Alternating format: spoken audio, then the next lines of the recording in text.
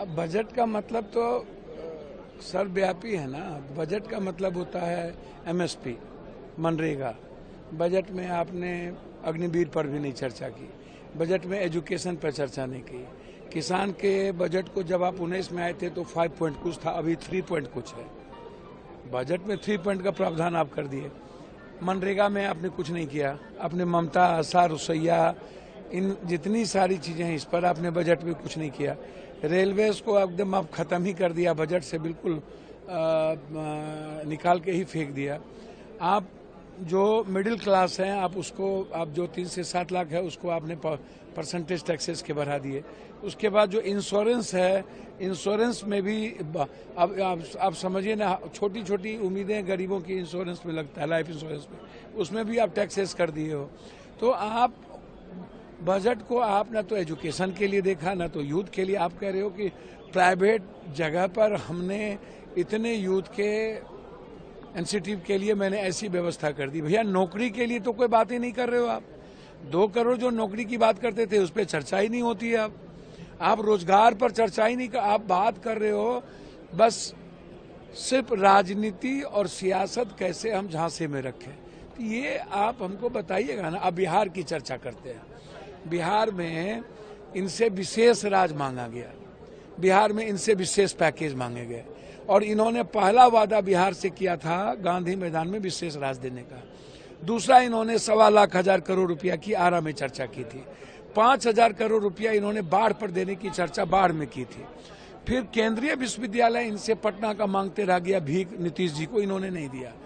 Kosi barrage को rehabilitation के लिए और फरक्का के रिहेबिलिटेशन के लिए गंगा, महानंदा, गंडक, कोसी, केहर, कन्हर, बलान, इस नदियों को बालू सिलेटी निकालने के लिए और हाईडेम के लिए चर्चा हुई कि कोसी, सीमांचल, मिथिलांचल में हाईडेम की स्थिति अच्छी नहीं है, तो उस पर आपने चर्चा नहीं की। तो आप जरा मुझको एक बात बताइए, आईआईएम नहीं बनेगा बिहार में, आईआईटी नहीं बनेगा बिहार में, 2.25 करोड़ लोग बाहर पलायन करने जाते हैं, उस पर कोई चर्चा नहीं हुई।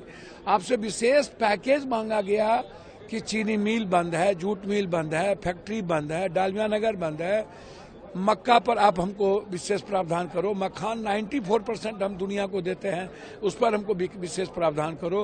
दूध प्रोडक्शन पर आप हमसे चर्चा करो, फूड प्रोसेसिंग पर चर्चा करो। इस पर कोई बात नहीं। न तो आपने विशेष राज की, न विशेष पैकेज किया। आप 2 साल पहले जो बांका में विद्युत परियोजना थी उसको आप फिर 35 कर दिया। आप जो एक पुल देना था 26,000 करोड़ का, वो पहले से लंबी थी।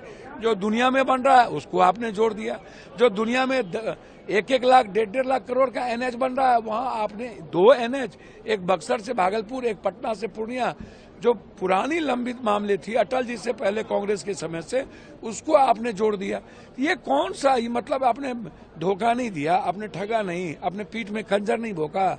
आपने बिहार की जनता से सर्वोपरि आप सियासत समझते हैं आप लोग, ये सियासत नहीं है। इसलिए जनता, बिहार की जनता के साथ धोखा है। न विशेष राज, न विशेष पैकेज, न पलायन को रोकने के लिए, न बाढ़ से मुक्ति के लिए। आप कह रहे हो कि हम चर्चा करेंगे नेपाल से। कब चर्चा कीजिएगा भैया? आप हाईडेम की चर्चा नहीं करते हैं तो बाढ़ से मुक्ति कहाँ मिलेगी? तो इसीलिए ये बिल्कुल ठीक है। आप यदि नेताओं की खुश करने की बात आपने की है, जिसको सत्ता में चिपके रहना है, वो तो ठीक है।